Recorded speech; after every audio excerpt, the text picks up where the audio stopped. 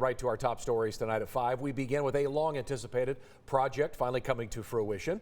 The new museum on Fort Cavazos will open its doors to the public on Thursday. The National Mounted Warrior Museum ribbon cutting happened today. 6 News reporter Sydney DeShawn got the chance to get an inside glimpse. I'm standing inside the National Mounted Warrior Museum for the grand opening, honoring soldiers of the past and the future. It's been in the works since 2011, that's 13 years, a long-awaited moment for the military community. This is the U.S. Army's newest museum. There is another in Fayetteville, North Carolina, and Columbus, Georgia. And now Central Texas has one of its very own. This is phase 1 of the project with a cost of around $15 million.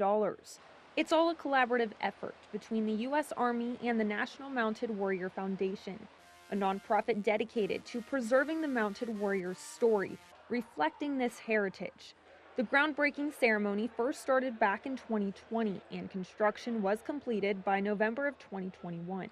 In January of 2022, the building was transferred from the National Mounted Welfare Foundation to the U.S. Army.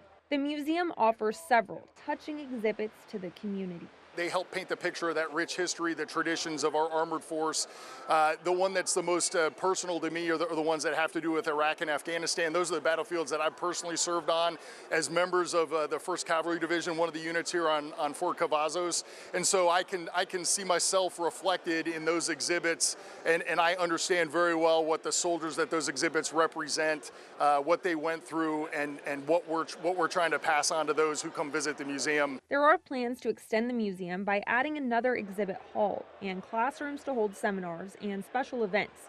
But to do that, another $15 million has to be raised. The National Mounted Warrior Museum will officially be open to the public on September 19th, that's tomorrow, from 10 a.m. to 5 p.m. It will also be free to visitors. Reporting from Fort Cavazos, I'm Sydney DeShawn for 6 News.